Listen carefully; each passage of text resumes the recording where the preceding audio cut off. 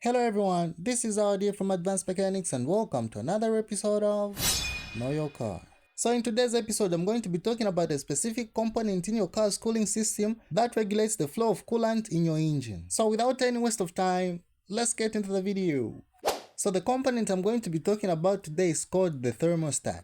The thermostat is an important component in your car's cooling system. It regulates the circulation of engine coolant from the radiator to the engine. Before I fully explain how the thermostat works, and for you to better understand what I'm talking about, I want to roughly explain how engine coolant circulates in the engine. So after you pour your coolant in the radiator, and by the way, please use coolant, my fellow Zambians. Don't use water. Water will damage your cooling system. Thank you. The coolant will be pumped into the engine by the help of the water pump. After absorbing the heat from the engine, the coolant will go back into the radiator where it will be cooled by your fan or the wind blowing through the radiator as you are driving on the road. And after the coolant has cooled down, the water pump will pump it back into the engine and the cycle continues.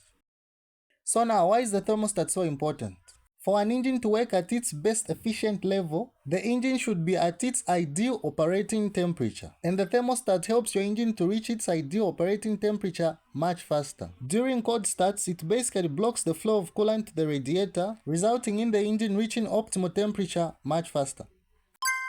There are two types of thermostats used in the automotive industry. There are thermostats without bypass valves. These types of thermostats are usually found on old cars, and they are not equipped with a bypass valve that allows coolant to flow when there is a malfunction in the thermostat. The second one is the thermostat with a bypass valve. This type of thermostat is found on modern cars, and this type of thermostat has a bypass valve integrated in it, meaning it can allow coolant to flow and go to the radiator in a case where the thermostat fails.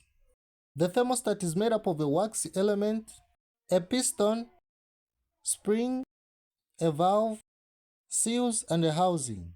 The wax element expands when heated, pushing the piston that opens the valve, allowing coolant to flow. So the thermostat opens and closes in response to the temperature of the coolant. The thermostat is typically located where the upper radiator hose connects to the engine. Now you know how the thermostat works. What are some of the problems that can characterize a bad thermostat? One of the common problems is that your engine may overheat, and this is because of a thermostat that has failed while closed.